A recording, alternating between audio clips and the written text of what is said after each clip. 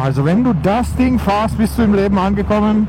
Das ist auf jeden Fall das Pendant zu einem Muscle Car. So, wenn ein GS-Fahrer mal auf diesen Box sitzt, dann hat er wortwörtlich verdient zu sagen, untertourig fahren, Mike, untertourig. Das stellt einen schon so vor die Frage, wieso man eigentlich Adventure Bike fährt, muss ich solide behaupten. So, man sitzt ja einfach und fährt, und wenn man jetzt sagt, kroatische Küste, rechts das Meer, hier die Kurven, Straße, chillen, Sonnenschein.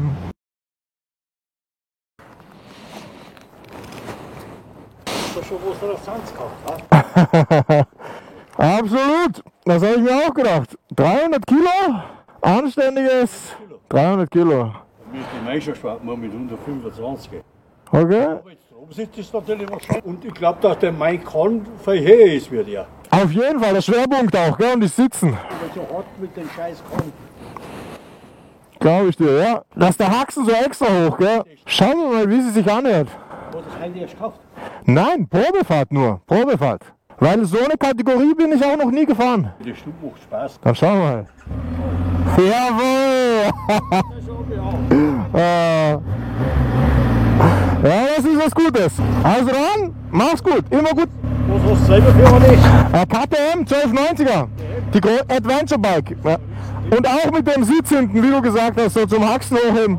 Die KTM ist besser als die BMW. Also zumindest so gut. Ja, auf jeden Fall, auf jeden Fall. Persönliche Vorliebe. Also, mach's gut, immer gute Fahrt, dir auch.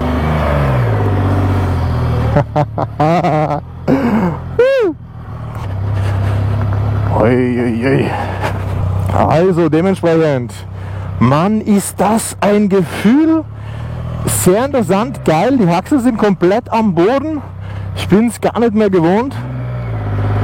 Warte mal, ich glaube ehrlich gesagt. Also ich bin noch ein bisschen verdattert. Diese Sitzposition. Oh krass. Also erstmals hallihallo und herzlich willkommen zu einem neuen Video. Schau mal, boah, spoilert schön. Rechts abbiegen, okay? Es spoilert schon, wir haben gerade den Herrn gesehen, er hat gemeint, KTM ist besser als BMW, das ist wunderschön zu hören für einen Österreicher. Also Gasannahme super sanft, 3 Zylinder haben wir, 180 PS, auch wirklich super smooth. Jawohl. Okay, sie hat mich komplett aus dem Leben geklingt. 600 Meter rechte Spur benutzen. Dieser Motor zieht. Das, was ich gerade gespürt habe hier im ersten Gang, das war absolut abartig. Und es fühlt sich einfach an wie ein Motorrad. Ihr wisst schon, irgendwie diese modernen, also sowohl Ducati, auch BMW im Verhältnis. Das war schon ein bisschen Technologiebock. Hier hat man schon mehr das Gefühl, einfach auf einem Moped zu sitzen, das zum Cruisen, Spaß haben und Fahren gemacht ist. Verfahren. Okay, schauen wir mal. Ja, mit so einem Hoji muss man auch extra vorsichtig sein beim Umdrehen. Aber er kann's. Er ist wirklich super angenehm, super locker, super leichtgängig, Schwerpunkt super. Also auch so easy Manöver hier, balancieren. So, man soll natürlich nichts riskieren bei der Probefahrt, aber alter Falter. Nach 300 Metern rechte Fahrbahn benutzen, dann machen wir es gemütlich und legal, vorsichtig. Meine Güte, das ist ein Gefühl, Leute. Das müsst ihr auch probieren. Und müsst ihr also auch so tief einfach auf dem Bike zu sitzen, auch so, ja, der Motor, 2,5 Liter Hubraum, einfach mal solide 1 Liter mehr als mein Auto hat. Puh. 1,3 Liter mehr als die KTM hat. Boah, Schalter, Schalter, Schalter. Jawohl! Also auch nur was dritter Gang. Dritter Gang, untertourig würde ich sagen, aber er hat Drehmoment hier. Alter! Meine Güte! Das Ding hat den Namen Rocket. Auf jeden Fall verdient. Ich glaube, das ist eine einzigartige Konstruktion. Puh, ich würde sagen, ein bisschen frischer angezogen für die Autobahn. Aber bam, also wenn du das Ding fährst, bist du im Leben angekommen. Das ist auf jeden Fall das Pendant zu einem Muscle Car. Und ich glaube, du denkst dir halt jedes Mal, fuck, einer geht noch weg. Schau mal, ob sie oben tourig auch was kann. Ja. Also bei dem, also ich muss einfach mal genießen. Also Fahrer gut, Straßenlage gut, Kurvenlage gut, Balancepunkt gut. Mega exposed natürlich, aber sehr angenehm. Genau, ich bin einfach noch im 4. Gang gefahren bei Tempo 100, weil es sich so perfekt angefühlt hat. Keine Ahnung, ja, jetzt fahren wir im 6. Ja, aber damit du so ein bisschen so Power, bisschen so, dass du mit ein bisschen so das Bike spürst, würde ich schon sagen, 4. Gang sollte sein. Quickshifter, by the way. Rauf und runter, echt gut. Geil, Ausfahrt Garching nehmen wir. Ja, mal schauen, was die Bremse so kann. Achtung, schwierig. Oh, ganz gemütlich. Oh, Motorbremswirkung krass. Sehr krass. Okay. Rechts abbiegen, aber liegt. Oh ja. Oh ja. Oh ja. Oh ja. Oh. Ab. Hört ihr das Bollern? Fix hört ihr das Bollern. Das ist doch echt geil. Oh ja, das ist einfach noch ein Aggregat von der alten Schule. So muss es einfach sein. Wow. Seht ihr, ich sage immer, es ist Schicksal. Oder? Oh ja. Pop, pop, pop, pop, pop, pop, pop. Also ich habe das bei meiner S1000R einfach vermisst ohne Ende. Wie ich sie verkauft habe, dass dieses Bollern einfach gefehlt hat. Aber hier haben wir Bollern. Und ich glaube, wir sind jetzt auf jeden Fall außerhalb jegliches Ortsgebiets. Das nehmen wir hier einfach mal als Annahme. Und dann schauen wir, was der Bock so kann. Also für mich ganz komisch. Also eben auch mit dem Verkäufer habe ich gerade schon gesagt, das Display ist ganz lustig. Es ist auf analog gemacht, aber eigentlich ein komplettes Digitaldisplay. Die Fußraste ist echt super weit vorn.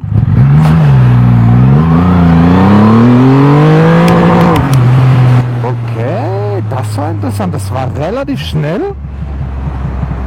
Der Drehzahlbegrenzer hätte ich auf keinen Fall erwartet. Würde ich annehmen. Kurz übersetzte Gänge.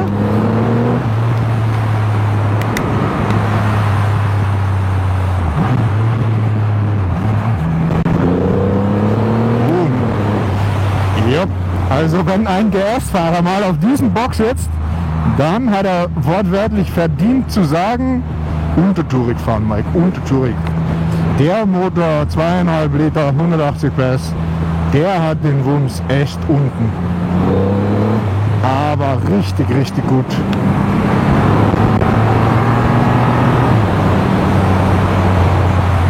Aber vom Gefühl her fahre ich ich fahre einen viel zu hohen Gang, würde ich sagen.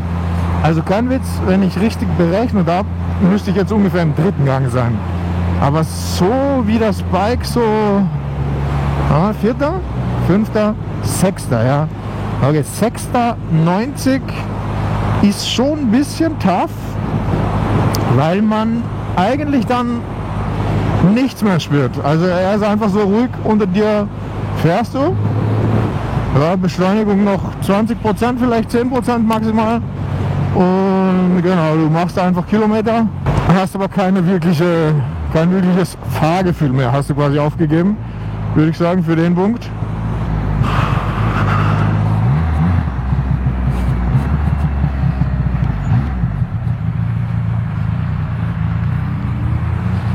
Oh shit, aber genau hier schaut er natürlich. Werden wir uns nicht überfahren lassen, hier, falls man es nicht sieht. Und ganz gemütlich losfahren. Das ist aber echt mal ein harter Rollsplit hier.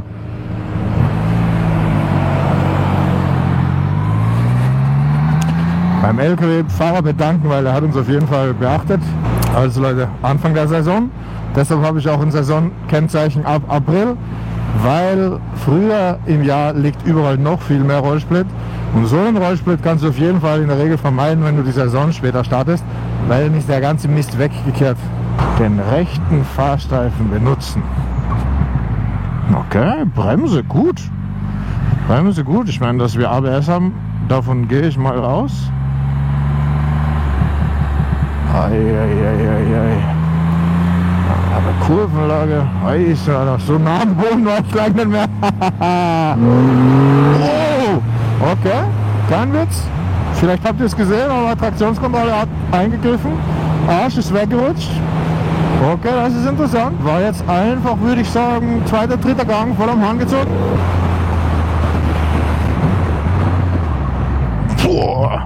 Ja krass, eure Bremse ist bombastisch. Also für dieses Bike, aber der hat einen Wahnsinnsschlappen. Gerne hier.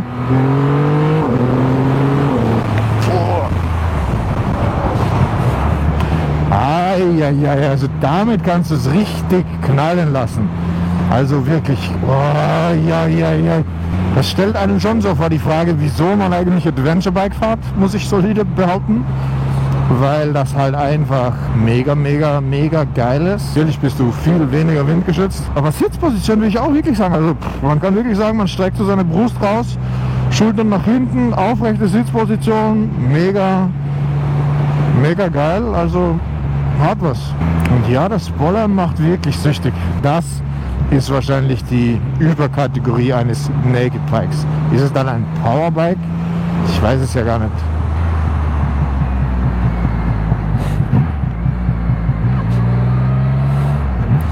Okay, ich denke, das war gerade der erste, aber den braucht man bei dem. Okay, Traktor blinkt. Immer extra wichtig. Traktor haben oft Scheißlicht. Achtet auf jeden Fall immer drauf. Blinkt er, tut er was. Er hat sich sogar noch eingereiht. Vorbildlich. Boah, das Schaltautomat. Der macht wirklich keinerlei Mucken, keinerlei Anschein, dass er nicht 1000% perfekt funktionieren würde. Ist auch komisch, wieso er keiner überholt. Aber das sind zufrieden, wenn sie 60 fahren. Ja. Komisch.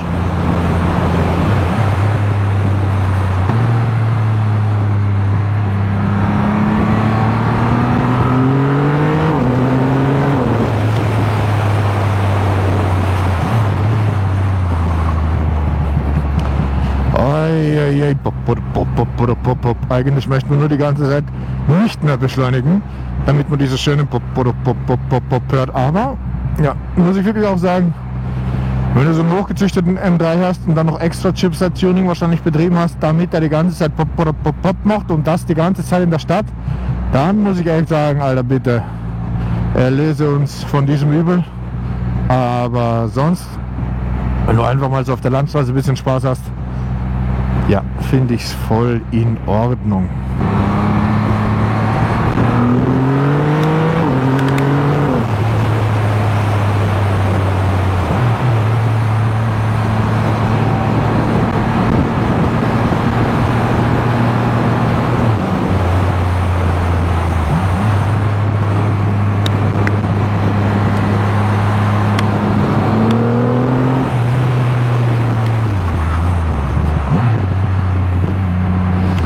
So wie in diesem Moment jetzt, würde ich sagen, interessantes Lastverhältnis.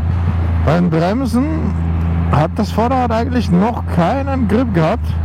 Hat ABS natürlich geregelt, alles cool. Hat ein bisschen gedauert. Gefühlt hat eher das Hinterrad das Bike unten gehalten und abgebremst. Macht nix.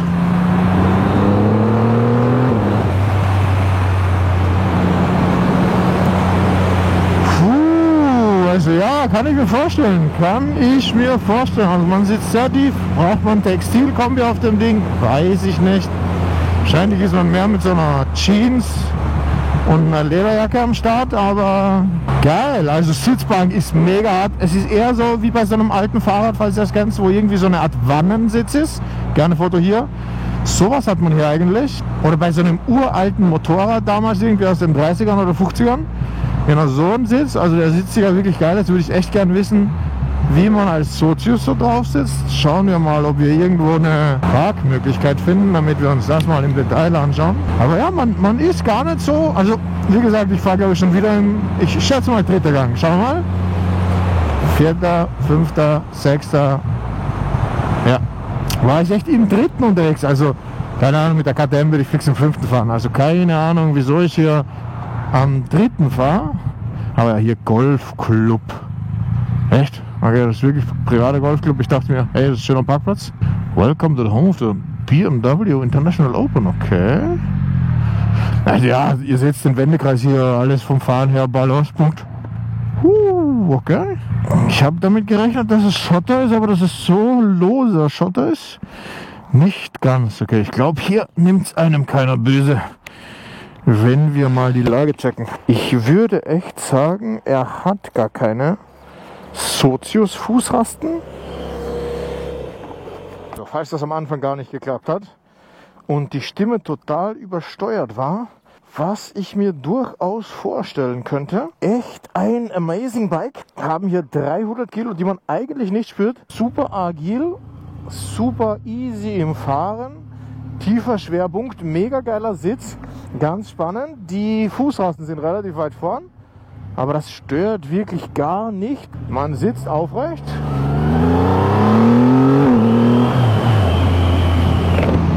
Man fährt eigentlich immer mindestens 3 Gänge zu hoch. Soll heißen, ich fahre gerne im 3., wobei der 6. es auch vollkommen tun würde. Agilität bombastisch, Bremsen bombastisch, wobei ich würde sagen, Bremswirkung nicht absolut maximal und optimal je nach Fahrverhalten. Dann haben wir echt 2,5 Liter Hubraum auf 180 PS und du hast eigentlich in jedem Drehmoment und primär unten natürlich echt einen richtigen Wumms.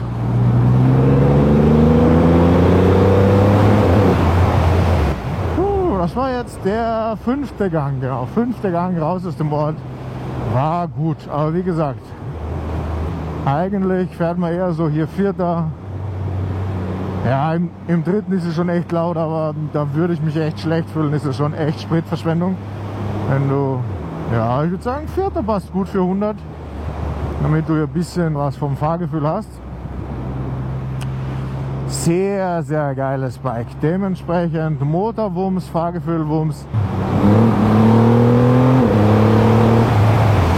Und ja, ich weiß nicht, ob ihr es hier wieder gesehen habt, aber Traktionskontrolle hat wieder getriggert und der Arsch ist spürbar weggegangen.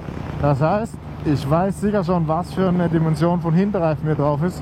Shit, Alter, ich muss den echt bei Luis zurückbringen oder mir ihn selber nehmen. Traktionskontrolle greift ein, aber lässt sich gerne Zeit. Würde ich sagen, ein bisschen in Richtung Ducati-Stil. Aber man soll ja bei dem Bike wahrscheinlich auch einiges an Wumms spüren. Ich meine, sonst kauft man sich, glaube ich, nicht so ein Bike. Ja, ich glaube, das ist Chopper Cruise Feeling. Würde ich sagen, es ist noch krasser Naked Bike als die S1000R damals. Vor allem aber, weil du weniger in Race-Position bist, sondern mehr so wirklich nach hinten aufgerichtet. Also hier so gar nichts. Du bist auch nicht so einfach, sondern du bist halt schön so. Und der Arme durchgestreckt. Ei, wirklich.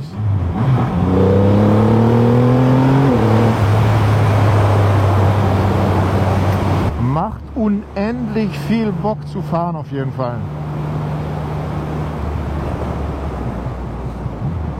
Also auch hier beim Bremsen gerade hat man auch wieder gespürt, dass das Bike ein bisschen schmiert. Das heißt, so wie Traktionskontrolle ein bisschen Spaß zulässt, würde ich sagen, ist ABS auch so getriggert, dass es ein bisschen Spaß zulässt. Meine Güte, das muss auch hier eine Beschleunigung wahrscheinlich, keine Bremse gewesen sein. Genau, ich mag gern, wenn das Bike tut, aber ja, du hast halt keinen Plan B im Sinne von, wenn es wirklich nicht tut, was es tun sollte, dann ist es wahrscheinlich zu spät. Okay. Lalalala, ja, das Cruisen, das macht Spaß.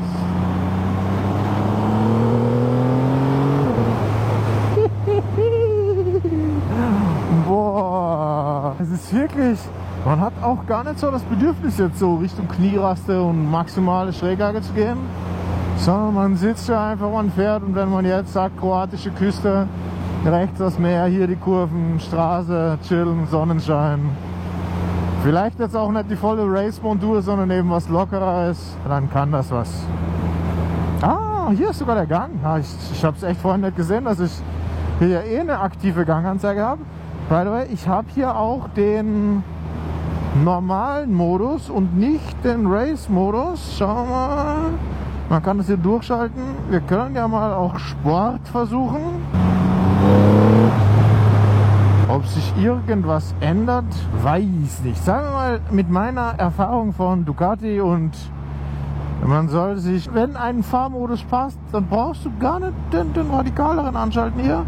Wir nehmen hier einfach mal Road. Wir haben ja schon gespürt, dass du definitiv den Schlupf und das ABS-Bremsen spürst. Also lassen wir es einfach so. Und das ist genug Spiel, das wir haben. Das gefällt mir und der Wumms, der ist ja trotzdem phänomenal. Aber schaut mal, wie tief ich hier bin und wie hoch er dort ist. Krass. Und, erkennt ihr das Bike? Ich noch nicht, nämlich, okay.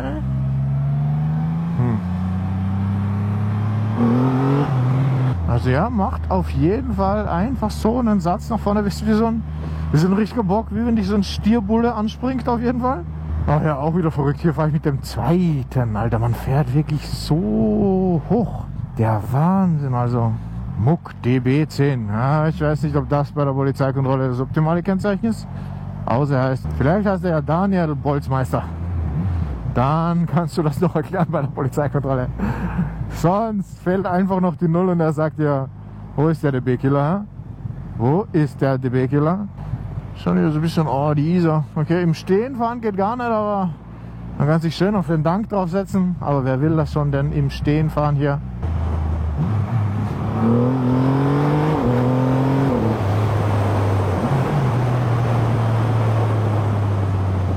Aber ja, ist wirklich spannend, wenn du hier einfach, also auch so wie jetzt dieses Rausfahrmanöver, kein Witz, das war eine gute Sache, dass wir nicht den Sportmodus, den wir nicht kennen, eingestellt haben.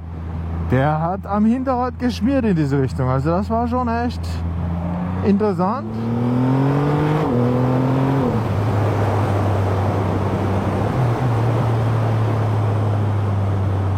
Dritter Gang wieder. Also ja, wahrscheinlich, wenn du immer im 6. fährst und cruist, hast du vielleicht 4 Liter Verbrauch. Genau, ich habe jetzt so 7, 8.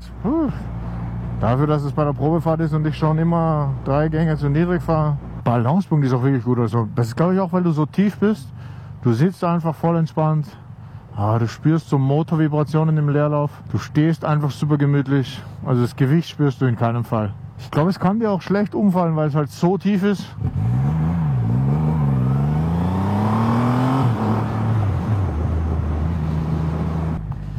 Die schön vorsichtige Autobahnauffahrt. Lastwechsel interessant. Alter Falter. Also ans Kurvenfahren natürlich im Verhältnis zu anderen Bikes musst du dich schon gewöhnen. Alter, was war denn mit dem Kollege wieder? Bestimmt am Smartphone hier einfach schön die Autobahnauffahrt aufgefahren. Macht nichts, wir konzentrieren uns auf Freiheit.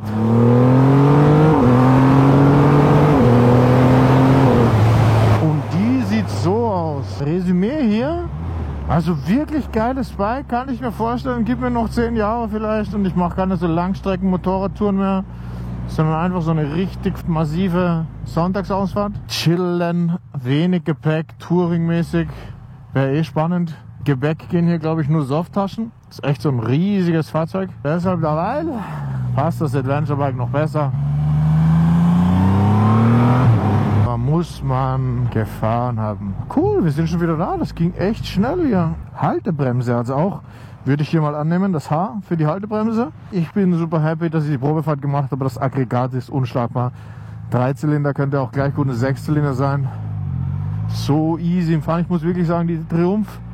Ja, wenn man so lastwechseltechnisch spürst du gleich das Wippen auf dem Hinterrad, manchmal auf der Achse. Das war auch ein interessantes Wording. Von jeder Richtung, wo du reinkommst, hast du auf jeden Fall eine Tankstelle. Dann ist keine einzige. Also, we don't care. Wir gehen es zurück und sagen, ich bezahle gerne einen 5er.